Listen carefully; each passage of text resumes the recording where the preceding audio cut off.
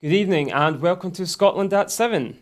I'm Scott Bevan coming to you here live from Glasgow.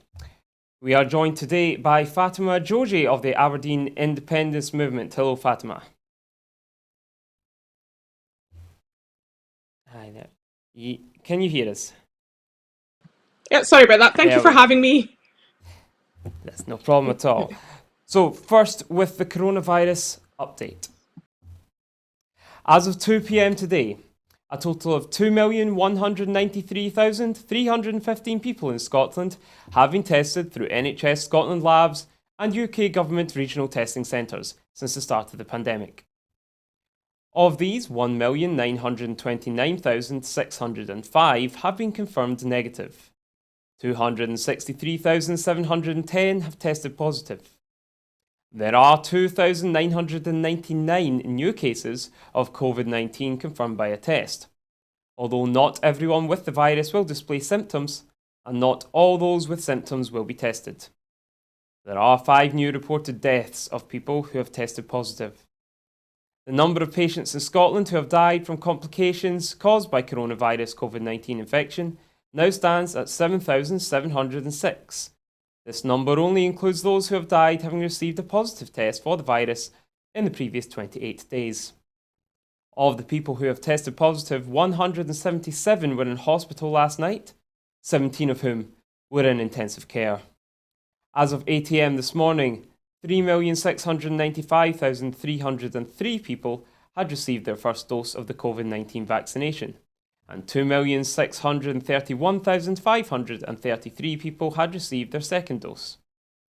The latest UK daily figures show that 128,048 patients who tested positive for COVID-19 symptoms have sadly died from their illness, an increase of 21 since yesterday.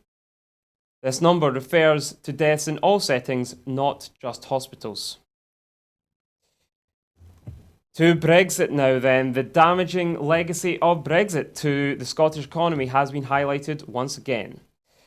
The harm done to Scotland's economy, trade, population, education and governance by Brexit is becoming increasingly clear, a new paper finds.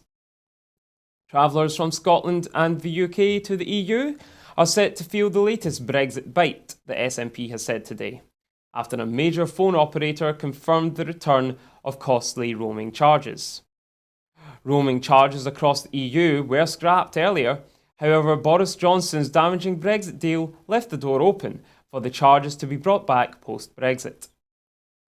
External Affairs Secretary Angus Robertson said that once the public health crisis is over, Scotland should exercise the right to choose its own future, away from the damage and dislocation of Brexit. A new summary of analysis published to mark the EU referendum just over 5 years ago shows UK trade levels have fallen considerably since Brexit, with decreases in trade with the EU larger than the declines seen in non-EU trade. Overall, UK trade levels have already fallen from £266.4 billion in the first 4 months of 2018 to £237.6 billion in the equivalent period in 2021. A third of all manufacturing businesses in Scotland have faced increased costs due to red tape and the introduction of roaming charges. Nearly half have faced increased transportation costs, with the food and textiles industries among those most affected. As well as a decline in workforce and substantial declines in numbers of students and research grants, the paper finds the actions of the UK government following EU exit is doing real and lasting damage to agreed and well-established governance arrangements, undermining both the Scottish Parliament and the peace process in Northern Ireland. Fatima, this highlights, does it not, that there are so many damaging outcomes from Brexit that are only just being felt, and this seems set to increase as the months go on, does it not?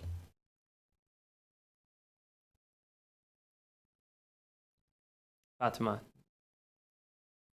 Sorry, you appear to Sorry be about muted. that. There we go. Yeah, no, absolutely, you're right there, Scott. And we did say from the beginning that we will feel the effects of the damaging Brexit deal, that being in the EU has offered us so many advantages that we don't even realise.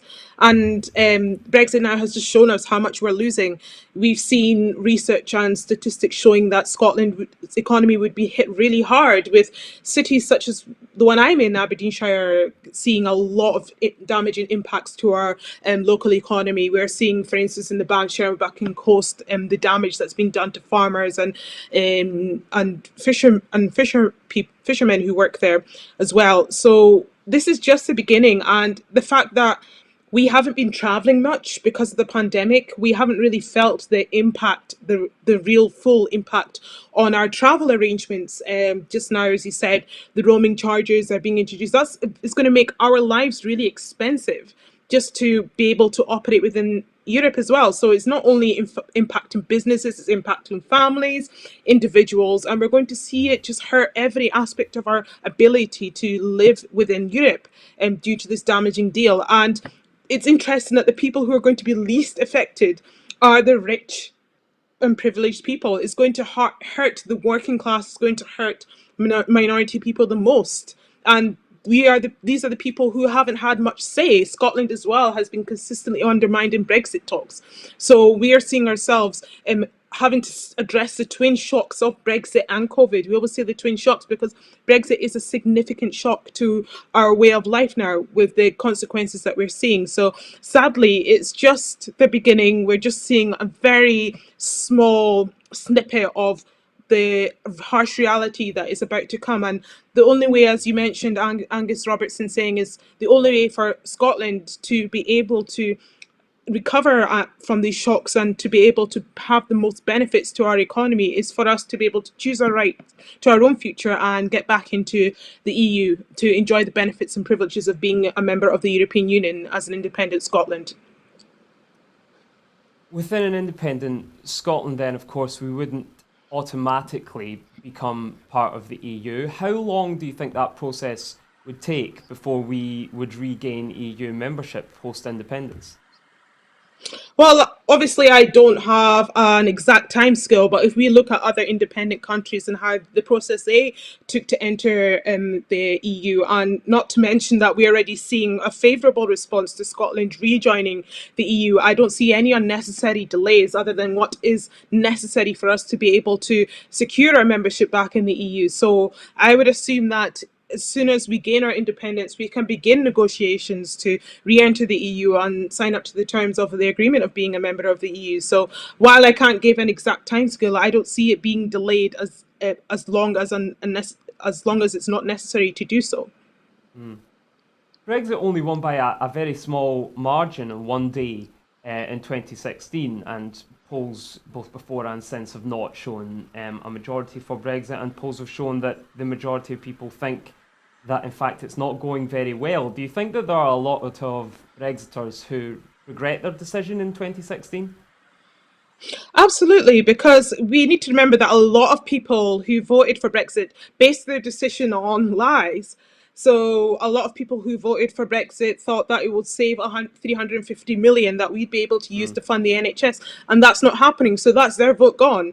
They wouldn't have voted for Brexit if that reason wasn't on the table. And there's so many different reasons why people voted Brexit that have come to the surface to be lies. So that's the reason why we would see in the polling today that people who voted Brexit before would no longer vote Brexit, because they absolutely did not vote for these damaging impacts. Who would willingly vote to damage their economy? So what people have been sold, sadly, are lies and scaremongering.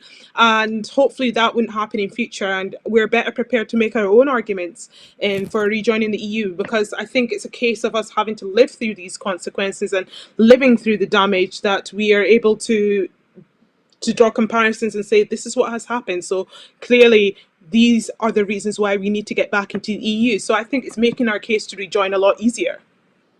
What would you say, Fatima, to those who say that, yes, okay, Brexit has not been good, it's not been good for the economy, but lots of our trade, in fact, most of our trade occurs within the UK, and leaving the UK would put that at risk, especially considering the rest of the UK would be out of the EU and we're seeking to go back in. What would you say to those who say that it will be just as hard, if not harder, to leave the UK as it is for the UK to leave the EU? Well, an independent Scotland is, we're not gaining independence to completely shut ourselves off from the rest of the UK. It just means that we have a say over our own affairs and our own future. We get to vote on policies the way we want to, unlike what's been happening, let's say, for instance, our immigration policies. So we will, of course, trade with our closest neighbours, and we will recognise that we need to be able to continue to trade with each other. It's in England's best interest to continue to trade with Scotland, considering that we have a lot of natural resources and the oil and gas industry as well. And it would also be in Scotland's best interest to trade with neighbours that are close by. But the only difference that independence would bring is that the decisions are made by the people of Scotland for Scotland, and we're having Scottish solutions to Scottish problems. So this argument that we are just going to somehow be shooting ourselves in the foot economy-wise doesn't really stand at all. I'm sure we'll hear far more over the next few weeks about the progress towards a second independence referendum. The oil and gas industry now then have been lobbying the government. Oil and gas donors have given over 400,000 to Tories before North Sea oil decisions. Individuals and companies linked to the oil and gas industries have donated more than 400,000 to the Conservative Party in the past year. Well, the government mulled controversial new licences to explore the North Sea for fossil fuel production sites. Disclosures from last July to the end of March reveal that the latest date for which data is available show at least 419,000 was given to the Conservatives by donors with a strong interest in oil and gas, including in the North Sea. Research by the environmental investigations group DeSmog and The Guardian have found.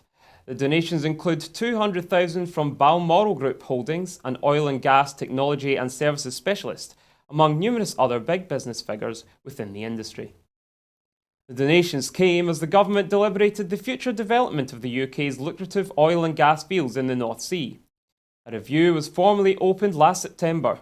On the 24th of March, the announcement came of a new round of licensing for oil and gas wells, with up to 16 billion in joint investment between the government and private sector. Despite the inevitable negative impacts of such development on the UK's ability to meet its climate targets. The UK is to host a vital UN summit, COP26, in Glasgow this November, at which all countries will be asked to come up with stringent targets on cutting greenhouse gas emissions in the next decade, and to make an urgent transition away from fossil fuels to renewable energies and low-carbon economies. COP26 is widely regarded as one of the last chances to put the world on track to meet the 2015 Paris Climate Agreement, in a make-or-break decade for the climate. The decision also came just ahead of the publication of analysis commissioned by the UK as part of its COP26 role from the International Energy Agency that showed all new development of fossil fuels must cease after this year if the world is to limit global heating to the 1.5 Celsius in line with the scientific advice. Fatima, it seems clear, does it not, from this, that the Conservatives, in spite of their rhetoric and their greenwashing, are not taking the climate crisis very seriously? I mean, what you've just said there is one of many examples of Tory cronyism, and the impact we're seeing is that decisions are being led by a small group of powerful people, much to the detriment of the wider population. And in this case, we're looking at the negative impact it's having on our climate change efforts and climate talks. What sort of message are we sending? We're also about to we need to remember the COP26 as well that's taking place in Glasgow, and the significant concerns and questions that are going to be raised about the UK government's actions just now, when there's such a global effort to address climate change, recognising that it's a very real and threatening threatening problem that we have, and much of the negative results we're seeing already in our day-to-day life, and we basically need to plan for our future. Like, our life literally depends on how we address climate situations. And when we've got the Tory government who are not treating this as something that should be at the forefront of all their planning, we should be streamlining climate change climate change efforts into all our different policies. They should be climate change they should make considerations for that. But we're seeing the Tory government who would rather do favours for the rich people to keep funding and lining their pockets and see the negative impact that will have on the development of our whole country. So we are going to see ourselves not meeting these targets, and who is it going to help in the end? It's not going to do anything for our ability to sustain ourselves in future and in this country. So we need to be able to focus on just transition plans which would not only be beneficial to our climate but also beneficial to the mental well-being, to the well-being, of individuals and our whole functioning in society. Excuse me. Yeah. So yeah, sorry, I'll stop there.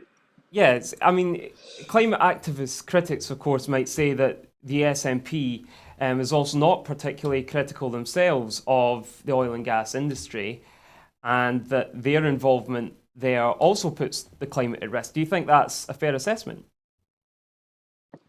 Absolutely not. And we've made serious commitments. If you look at our climate change initiatives, we've actually produced bold ambitions for our climate change initiatives, much bolder than we're seeing across the rest of the UK government. And we've made it very clear that climate change is going to be considered in all aspects of our policy. We're going to make sure that our policies cater to the needs, to the very real threat of climate change.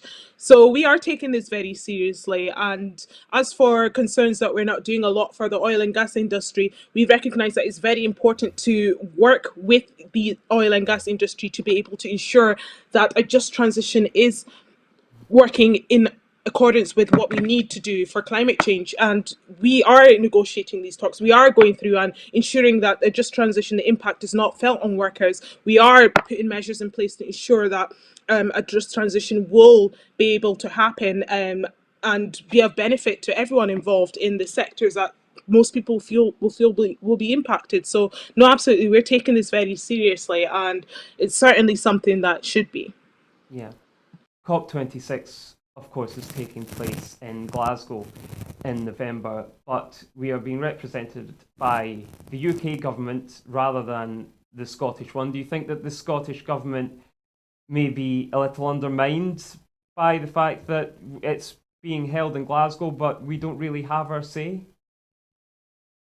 Well, not a little undermined, absolutely undermined, which has always been the case in terms of the direction of what's supposed to be a union of equals, where we're barely consulted, our ideas are needs, Scotland's needs are not taken into consideration. So it is to some extent a slap in the face when we are consistently undermined or reduced to a non-entity in so many aspects of what is meant to be a UK-wide development. And it just strengthens the case for independence, why we need to be able to choose our own future and ensure that we have Scottish solutions to Scottish problems. What needs to happen then at COP26 in order to put us on the road to a transition that ensures the future for the environment? What measures need to be put in place, both by this government and governments across the world, do you think?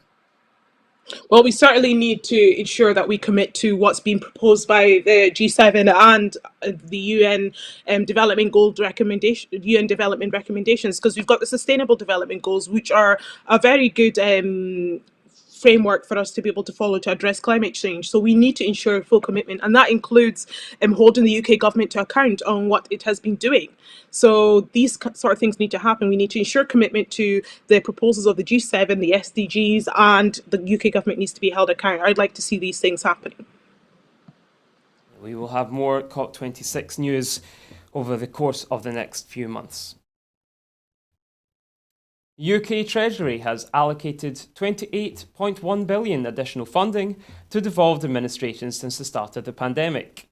The annual publication of the Block Grant Transparency shows that since the start of the COVID-19 pandemic, the Scottish Government has received an additional £14.5 billion, the Welsh Government an additional £8.6 billion, and the Northern Ireland Executive an additional £5 billion. This funding has enabled the Scottish Government to provide support to individuals, businesses and public services across Scotland in response to COVID-19 and will continue to support the recovery through 2021 to 2022. This comes as part of the unprecedented packages of support for the whole of the UK throughout the pandemic, with 352 billion spent right across the UK on COVID-19 measures. In Scotland, this included protecting more than 900,000 jobs through the furlough scheme. 294 million in self-employment support, help for businesses, and the procurement of vaccines was also included. Fatima, this is what the UK government, of course, are saying, that they've given Scotland all this money and that Scotland should be, I guess, grateful for it, the way that it's being presented. What do you have to say to that? And if outside the UK, would we be doing the same thing or better? Well, I think it's clear to anyone here that what the UK government is doing is exaggerating what is the bare minimum, just to cover up for so many of their failings. To start off, in terms of what they feel that they're simply handing out to Scotland, we need to remember that the UK government controls 70% of our revenue and 40% of our expenditure. And even that 40%, we don't even see a lot of it being spent in Scotland. So there's certainly, we're not getting what we actually contribute to the UK-wide government.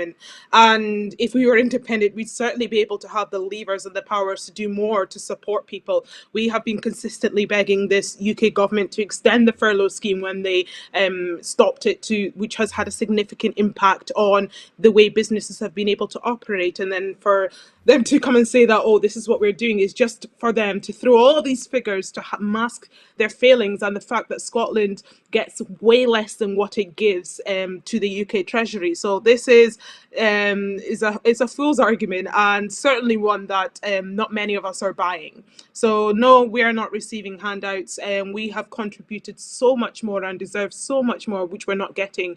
And that's why I always bring it back to the argument of independence. With our natural resources and what we have as a Scottish economy, we can do so much more. And instead of 70% of our revenue being controlled, 100% will be controlled by Scotland instead of 70% by UK government. And instead of 40% of our expenditure controlled by UK government, it's 100% controlled by Scotland. So that's a simple fact. We're not getting to control a lot of our finances to pump our economy, and this needs to stop, which will happen with independence. Yeah, 14.5 billion apparently given to Scotland. But of course, far more money than that was spent on a test and trace system by the UK government that did not work and has been deemed now to be unlawful. In fact, yesterday we reported that some of this money has been spent on ways in which the UK government is attempting to keep the union intact as well. So what can we do about that if we're getting 14.5 billion and 352 billion is being spent across the UK? Shouldn't we be getting an awful lot more than we are? Yeah, I did say that in my initial argument that we certainly should be, because we need to look at the JERS figures. We need to look at how much of our expenditure and our revenue that the UK government controls and is withholding from us. So absolutely, we should be getting more. And the misuse of funds by the UK government is certainly raising so many questions, and there's so many ethical concerns to be talked about as well. You've just mentioned here the amount of money that has been wasted. We're seeing the WhatsApp exchanges between Boris Johnson and was it Dominic Cummings concerning the vaccine, the program. So we're absolutely seeing the failings of the UK government, the misuse and frankly misappropriation of public funds. So we certainly have a lot of questions to raise and need to recognise that we have a UK government that has significantly failed in their handling of the UK Treasury, and it's time Scotland takes our own matters into our own hands. Yeah, the furlough scheme is coming to an end, of course, and we're still in a situation where the economy has not fully opened back up and cases are once again on the rise due to the Delta variant. Is there anything else that the Scottish Government can do in order to provide support for people if we end up in some sort of third lockdown? We're doing everything we can just now to ensure that we're reducing the impact of the spread and ensuring that we can avoid a third lockdown. But failing that, absolutely, with the small powers that are sadly available to us, we will do everything we can to ensure that businesses are supported. Right in the lead up to the election and post-election, the Scottish Government has announced a number of measures, including financial support for businesses and individuals, to ensure that we do as much as we can to reduce the impact of the government financially. The impact of COVID and the financial strain it will have on individuals. Sadly, a lot of the powers are reserved to Westminster, so we can only do so much. And what we need is more powers to be devolved to the Scottish Government so that we'll be able to follow our plans through, rather than having to go and beg Westminster to agree to solutions that we can propose, because they'd rather prioritise pumping money into things like the military and Trident, and things that we shouldn't be focusing on just now. Thank you very much, Fatima. To international news now. At least 64 people have been killed in an airstrike on Tigray market in Ethiopia. 64 people have been killed at last count and 180 have been injured in an Ethiopian airstrike on a market in the war-torn Tigray region, according to a local health officer. The death toll had been gathered from residents from Togoga town, 30 kilometres northwest of the regional capital Mekelle, and confirmed with local leaders. Ethiopia's army spokesperson said on Thursday that the military carried out the attack on Togoga, but said rebel fighters were the target. Colonel Getnet Adani insisted that those injured or killed were fighters in civilian clothes. But survivors and health workers described aerial explosions striking a busy market at the peak of trading, killing and injuring dozens, including children. The United Nations has called for an urgent investigation into the strike. The attack came as vote counting was underway following Monday's national elections in Ethiopia.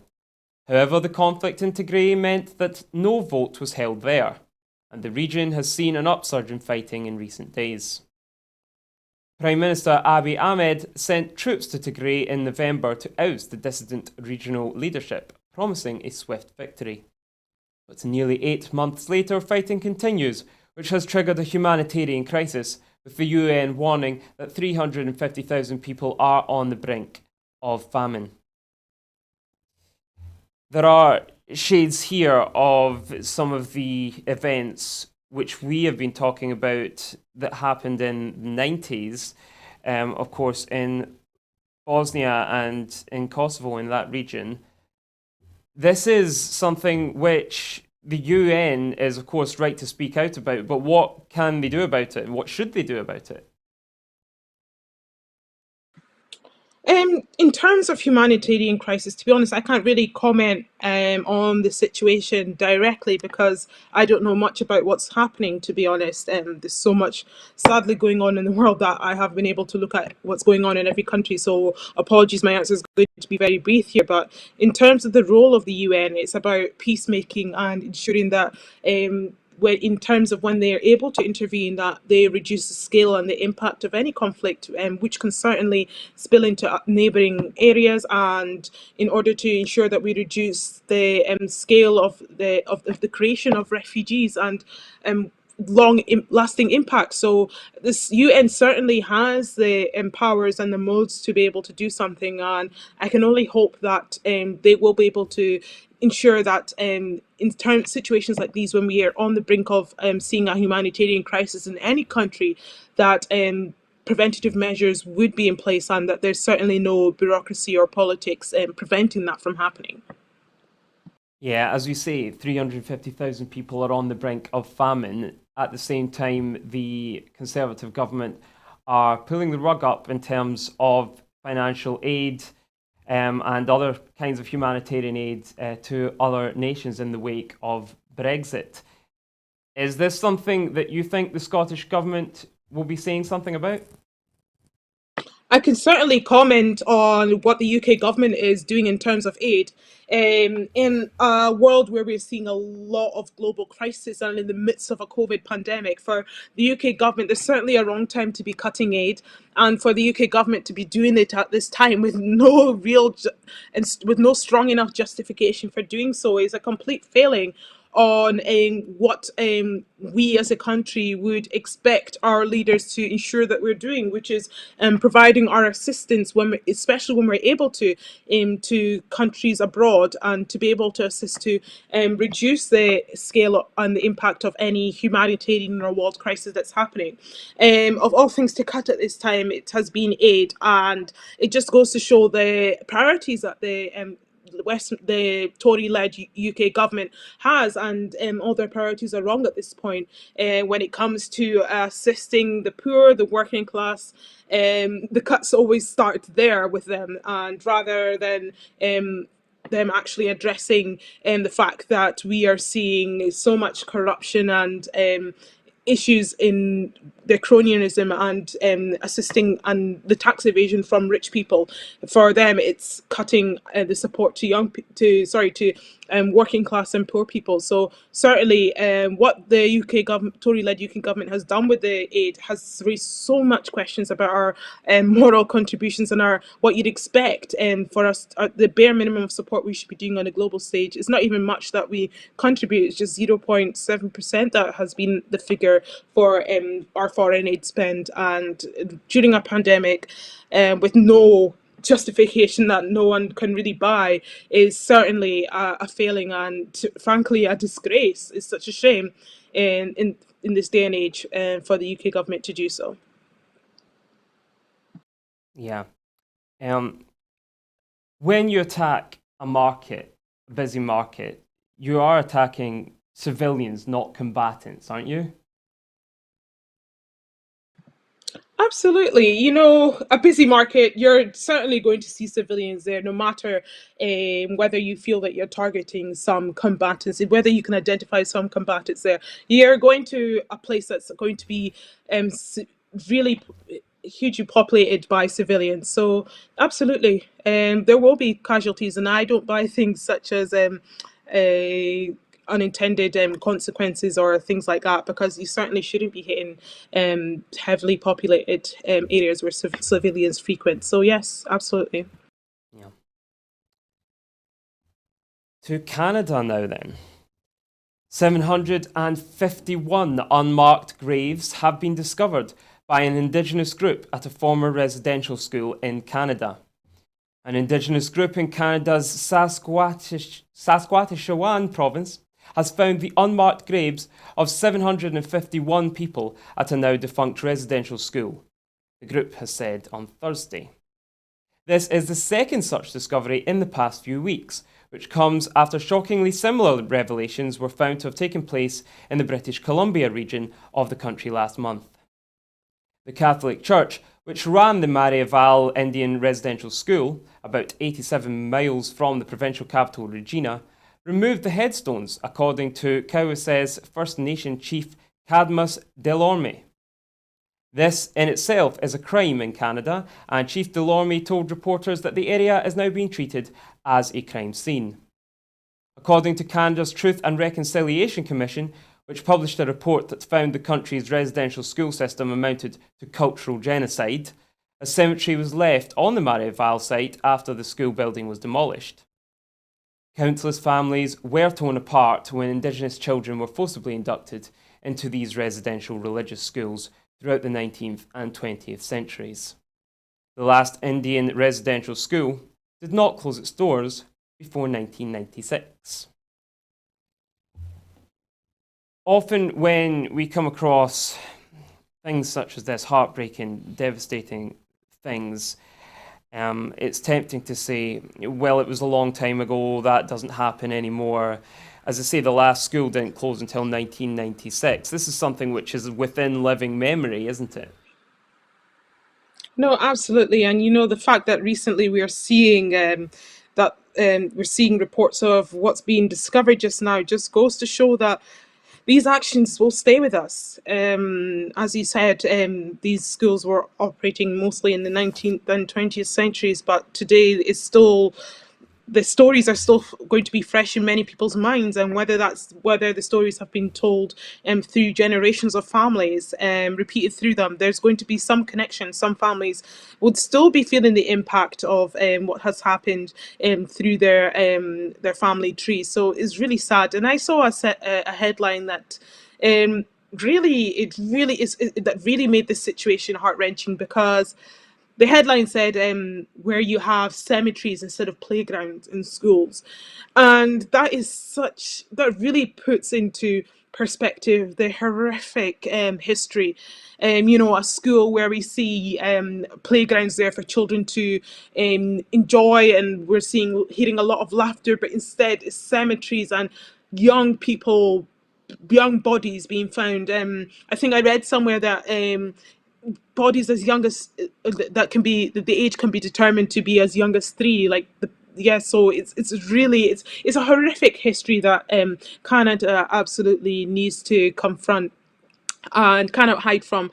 And I think it has a lot to do with the fact that we need to be able to address and confront the colonial history globally, because we're still feeling the impacts of things like colonialism and genocide in our history, and it has permeated and is all embedded in our institutions, which has reinforced things like systemic racism. And we're still feeling the impacts on families who obviously are who come from lines of people who have been impacted by this genocide and the impacts of colonialism. So we need to be able to confront our history, and we need to be able to address it. And we should absolutely do as much as we can to put things as right as we can, because there's no excuse. We cannot say the past is in the past, because this is horrific actions that don't deserve to be forgotten and should absolutely be confronted. And we need to ensure that things like that don't repeat itself, because we always hear things like history repeating itself when we don't learn anything from past actions. So no, absolutely, this is Canada's shame. We're all going to see the shame of colonial actions throughout the globe, and it's certainly something that we need to come to terms with. And I appreciate that the Canadian Prime Minister Justin Trudeau is actually coming out in front of this and not shying away from the fact that Canada has a duty here to address this horrific colonial past and ensure that that circumstances like this are not forgotten and lessons are learned. Yes, Canada's authorities need to thoroughly investigate this, of course. Um, the role that the Catholic Church played, in your opinion, Fatima, should the Catholic Church now be sending out statements and apologising for what has happened here? Absolutely. I think anyone with a role in this should absolutely speak up and shouldn't hide away from that. The fact, because why? I don't understand why. I think the Catholic Church, to be honest, should be made to release any investigations that they've done into this, and the role should also be their role should also be investigated and subject to scrutiny. To scrutiny. So I absolutely expect him to be hearing a lot in terms of the role of the Catholic Church in this horrific history. Yeah, as you say, it has strong links to the colonial past of Canada, and we've seen this in other countries as well, haven't we, throughout the world? Does this reinforce the need to teach properly about our colonial past here and to not shy away from some of the crimes, of course, that took place under colonial rule? Absolutely. Like, I've been very vocal about the need to decolonize our curriculum. And by decolonizing our curriculum, because you'll be amazed to hear that when I did bring that up, a senior politician thought that it simply meant teaching the transatlantic slave trade as we do in our Mm. educational institutions. But what decolonizing the curriculum means is doing more than teaching what has happened, but ensuring that we look at the realities of what has happened and the impact of what has happened, and ensure that we diversify our curriculum to ensure that we don't whitewash our history anymore. So, in terms of decolonizing our curriculum, when we do that, when we recognize the reality of our own role, for instance, in Scotland, if I give Glasgow for example, you'll see yourself walking down Bucking Street, but you will have no idea that some of these street names are named after tobacco lords who had so many slaves who were brutally treated. And a lot of people wouldn't know that history. And that's because of our failure to actually highlight our role and how history has been whitewashed. So we need to be serious about decolonizing our curriculum in a manner that ensures that we confront our past, and this will only help us build build an inclusive future where we recognize that incidents like this cannot happen again, that we cannot live blindly in a world where the impacts of colonialism are still being felt, and that's through our institutions, that's through all aspects of our society. And yes, it's certainly the impact is still being felt by people who are descendants of slaves. Sorry. So no, absolutely. I'd like to see measures like decolonizing the curriculum here at home as one way to ensure that we confront our colonial past, and also ensure that we investigate our role. That's why I really liked what. Sorry to go on this. That's why I really liked what the University of Aberdeen. So it wasn't the University of Aberdeen. It was a museum decided to return the bronze Yeah. artifacts that were stolen from Benin, as part of recognizing our role in our colonial past. And I thought that was a really important step in the right direction. So we need to see more of that and ensure that the things we do are not just symbolic, but they actually lead to real systemic change. Yeah, you spoke there about the street names and how people don't know what their streets are named after. Do you think that the street names should change, that the statues should be pulled down, etc.? Do you think that that would help in any way? Well, if we think about the role of street names and statues, they're really there to celebrate people, aren't they? Mm. So if we are still going to look at statues and street names as a way of celebrating people, then absolutely they should be taken down. And I've heard two sides to this argument, but I obviously stand that we need to look at the nature of what are statues there for in the first place. Why do we name street names after people? And the fact that we do so to celebrate people means that these street names should be pulled down. Mm. Absolutely. On the other side, we can look at the need to be able to confront our own history, because some people might argue that this leads to erasure.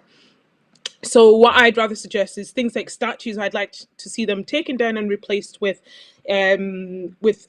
historical figures who led the charge for change in terms of slavery, who helped abolish this slavery and slave trade and all the horrific actions that came with their colonial past. And as for street names, I'd certainly like to see maybe an explanation for why the street name was named. Like for Bucking Street, that the fact that it's named after someone who was involved in some form of slave trade. So while I'll call for the removal of statues, maybe I'd keep up street names and leave an explanation. But statues, where they're there to celebrate people, I think should be taken down. Thank you very much for that, Fatima. Russia are to summon the UK's ambassador over the Black Sea naval dispute. Russia has said today that it will summon the British ambassador to the Foreign Ministry in a political escalation after an unexpected diplomatic and military clash in the Black Sea. Russia's defence ministry claimed its vessels had fired warning shots, including a bombing run near the British ship, a claim that is rejected by the UK. The details of the incident remain disputed. We may appeal to common sense and demand respect for international law, says Sergei Ryabkov, a Russian deputy foreign minister. But if it does not help, he said, we may drop bombs not only in the path of the ship, but also on the target itself if colleagues do not understand. He highlighted the irony of the situation where a destroyer named Defender trespassed on Russian-claimed borders, saying that national security was their highest priority and that they condemned the British side's actions. The Kremlin on Thursday accused the British warship of staging an unacceptable provocation against Russia and said Moscow would respond harshly to any similar actions in the future. The Kremlin spokesperson Dmitry Peskov said Russia was worried by the British warship's actions and that it hoped such provocations would not happen systematically. UK Environment Secretary George Eustace has claimed that the UK warships would again be prepared to pass through contested waters around Crimea. Eustace told Sky News that we never accepted the annexation of Crimea. These were Ukrainian territorial waters. He also added, under international law, you can take the closest, fastest route from one point to another. HMS Defender was passing through Ukrainian waters and I think on the way to Georgia, and that was the logical route for it to take. Although warships are permitted innocent passage through territorial waters as long as this is not prejudicial to the peace or security of the coastal state, the UK would have known that sending a destroyer near Crimea was likely to prompt a response from the Kremlin. So there are two sides to this, of course. The UK are saying that these are Ukrainian waters and that they were perfectly allowed to be there. Russia are saying that this is a provocation and the UK are defying their national sovereignty. Who's correct, do you think, on this? I absolutely do not have an opinion on this because this is certainly something that I am not following. So I'd be absolutely willing to hear your thoughts as well, but no, I don't have a comment on this at all because I am completely new to this story, unfortunately. So yeah, sorry about that. Well, that's absolutely fair enough. And I probably think that my own personal opinions should be slightly left out of it. But I do understand what you're saying about that. Certainly, the UK has in the past had a history with Russia in which it is perfectly happy to rile it up, I would say. But that said, the Russian actions in the Ukraine are not ones which I think any of us should sort of acknowledge as legitimate either. So if you want my opinions, then that's them. We will move on to the next story then, which is there has been action to address the incorrect exclusions from cervical screening. Around 430 women incorrectly excluded from the Scottish cervical screening programme over the last 24 years are being offered fast-tracked appointments with GP practices or gynecology services, following an urgent review of cases.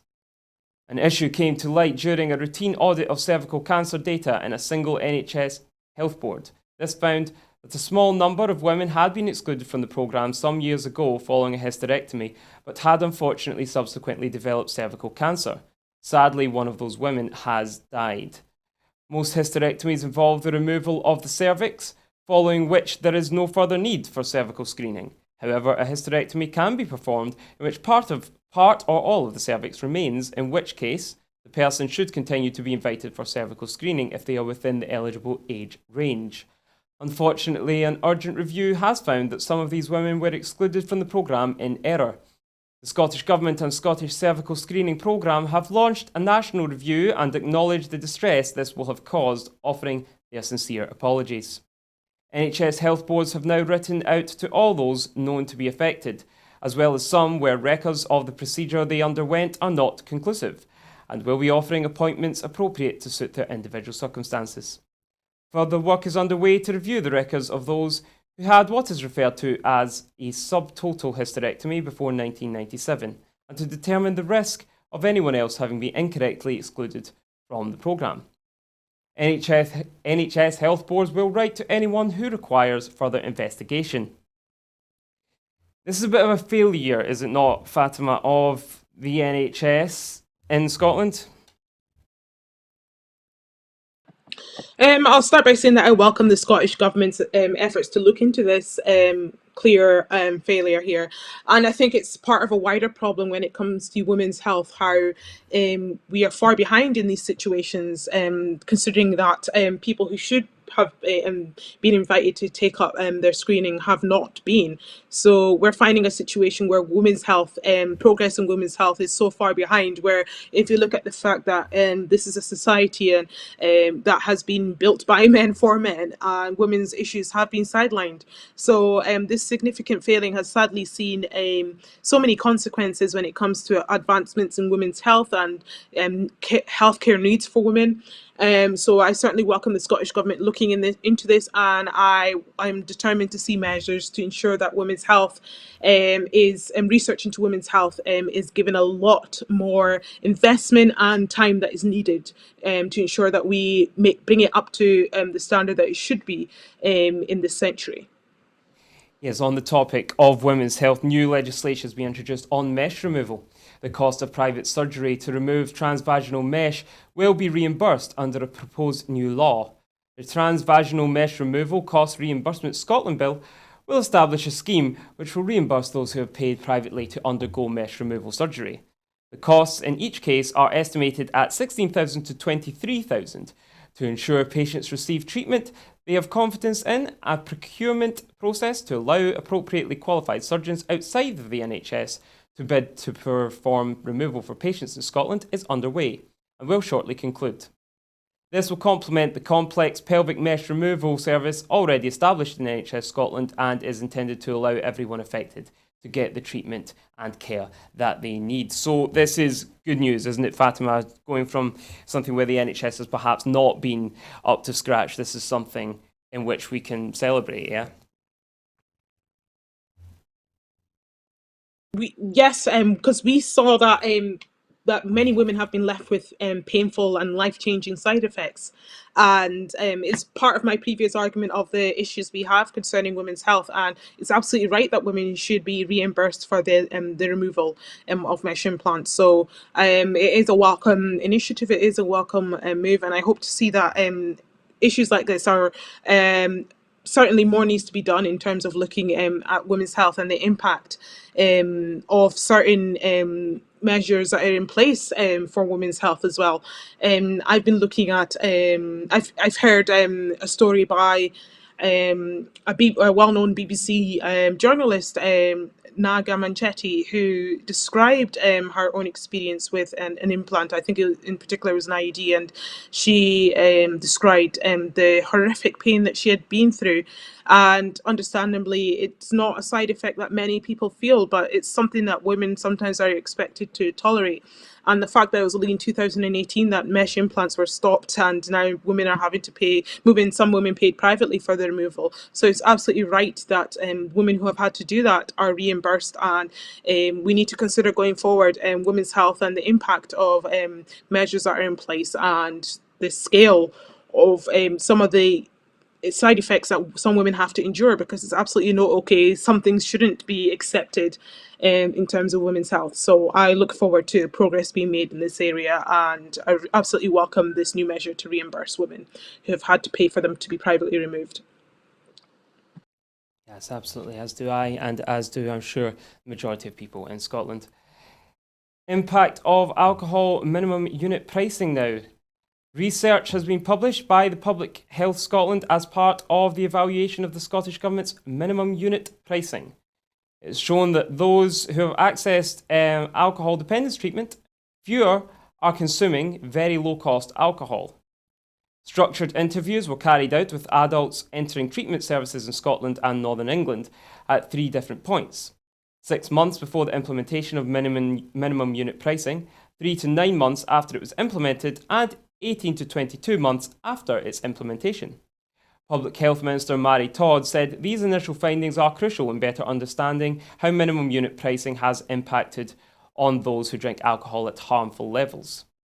It is also encouraging that there was no significant evidence that people were substituting alcohol with other harms such as drugs and stolen or non-beverage alcohol following the introduction of the minimum unit pricing.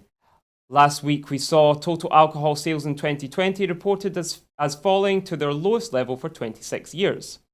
We had already seen that the alcohol sales were falling since the introduction of our world-leading minimum unit pricing policy in 2018, and the number of deaths wholly caused by alcohol in 2019 fell by 10%, on the previous year.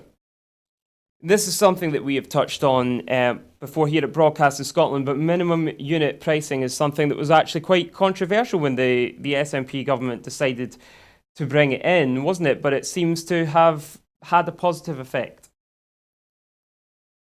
Yeah, the statistics you've mentioned there certainly speak to that effect. And in terms of what this minimum alcohol pricing is meant to do is to address a public health concern, looking at the impacts of alcohol in the Scottish society, and a minimum pricing, alcohol pricing is certainly one of the measures that are introduced to address this. And from the statistics, it's certainly working. But I do believe that when we are addressing public health issues such as alcohol related ones, that it should continue to be a multitude of different approaches to address what is clearly a public health issue. And I'd like to continue to see that happening, because a minimum alcohol pricing will certainly not work will not continue to work in isolation at all. So we certainly need to see a review of measures going forward, and I hope to continue to see improvements to public health issues that we face in this country. What would you say then to those who say that, this has been great benefits from this, but it does provide more profit for the drinks companies, and it simply means that the poor are unable to drink in the same way that those who are more well off are? No, I completely understand these arguments that might come about. In terms of profits, I don't necessarily think that is happening when you've also mentioned the case in terms of statistics about the sales of alcohol actually dropping. So I certainly don't see it as any significant profits being made due to minimum alcohol pricing, and not to mention we still need to look at the taxing measures as well. So that's certainly something to consider. And in terms of the impact on the poor people as well, on anyone who's poor and struggling, is certainly statistics that I would need to look into further, because I do recognise that. Yeah. Because we certainly need to recognise that sometimes the price of something is not enough to address any problem. So I would certainly need to look at the fact that there are some other measures in place to assist when anything becomes a problem. So yeah, it's certainly something because it's not a topic that I'm well familiar with, to be honest. So it's certainly something I'll have to look into, this line of argument, to be honest. Enough. And finally then, Britney Spears has called for an end to the abusive conservatorship that has governed her life for the past 13 years. Delivering an emotional speech to a Los Angeles court, she broke down saying, "I just want my life back." Spears addressed the court during a hearing on the unusual legal arrangement that has stripped the singer of her independence since 2008. The conservatorship has given her father, Jamie Spears, control over her estate, career, and other aspects of her personal life. "I want to end the conservatorship without being evaluated," Spears said in a lengthy speech, during which she condemned her father and the others who have controlled the arrangement. "This conservatorship is doing me way more harm than good," she said. "I deserve to have a life. I'm great at what I do. All I want to do is own my money and share my story to the world. I want to be able to be heard." In what is being considered an affront to her human rights, Spears said she has been forced to work against her will, and that the conservatorship has blocked her from getting married and from having a baby. She said she wanted to get her birth control removed so she could try to have another child, but that she was not allowed to even go to the doctor. She said her boyfriend is also prohibited from driving her in his car, and that she is blocked from seeing some friends. Her admonishments have been aimed directly at her father, saying he loved the control to hurt his own daughter 100,000%. At one point, she said she cried for an hour on the phone and said he loved it and enjoyed having control over someone as powerful as her, a situation she has compared to sex trafficking. She also said that at one point she was forced to take lithium, which she said was very strong. At the hearing, she requested that she be allowed to choose her own lawyer and that she be permitted to speak out, noting that her parents give media interviews while she is barred from talking to the press. This is horrific, isn't it? I mean, there are no words for this, but this is something that it's not just someone like Britney Spears who suffers from that kind of control. I mean, as a father or just as a human being, I can't understand why any parent would want to put themselves in that position to their adult child. But do you think that Britney Spears her human rights are being abused here? Absolutely, and I think I'll start by saying that it's certainly something difficult to listen to as well. Her current circumstance, because Britney Spears is someone that a lot of my generation grew up with. I'm in my late 20s, and she's a pop idol that we grew up with right from our primary school days. We used to put on her music and want to be her, listen to her songs, and feel Mm. inspired by how much of a career she has and how much she clearly enjoys what she's doing. So to hear that this is her circumstance, this is her lived experience in this day and age, is certainly, as you said, horrifying to listen to. And as you've rightly mentioned, Britney Spears is just one of what could be so many examples of what's happening to quite a few people. And I think I would locate this discussion in the disability and human rights argument. The field of disability and human rights is a topic that I'm well familiar with, and we need to consider the argument that carers for disabled people, there is that perception that you barely find carers for disabled people abusive. So it's sometimes difficult for people like a disabled people for like, sorry, a disabled person like Britney Spears, because she is classed as disabled due to her current situation in terms of mental health and well-being. So we need to consider this argument that this perception that family carers don't abuse. We need to see that angle first of all, and the fact that people in Britney Spears' position are not normally believed. The fact that Britney Spears is high profile, there are a lot of people following her case. It means that she's even in a position where she's able to fight for her rights. But you have so many people who don't have that privilege, and it all comes down to something that a lot of able-bodied people wouldn't face. And we also need to look at the reproductive control element. There's so much abuse here. There's so much disability, human rights, reproductive control, violence, basically violence against women, because it does fall under the definition of violence against women when you're looking at aspects like reproductive control, where you mentioned that she wasn't allowed to remove her IUD. It's an abuse of guardianship that what we're seeing. And it's something that's all too real for so many disabled people and their human rights.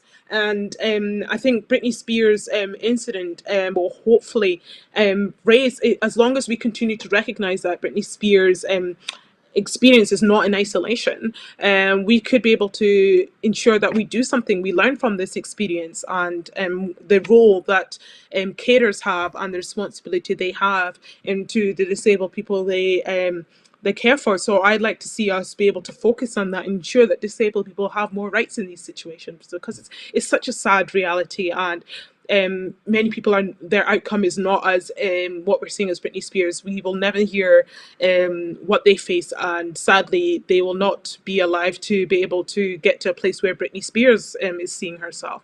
So yes, absolutely, this is a violation of disability human rights, and is violence against women when it comes to reproductive control that we're seeing here. So it's really horrific, and it's something that no one should be accepting in this day and age. Absolutely. Well, that brings us to the end of our programme for this evening. Thank you very much to Fatima Joji for joining us today. We can only do what we do here at Broadcasting Scotland thanks to your generous contributions. So if you can in any way, please consider donating a little bit to help us out. We are not beholden to commercial interests or to the UK government, and we can only continue to be in that situation with your help. I've been Scott Bevan. Thank you very much, and good evening.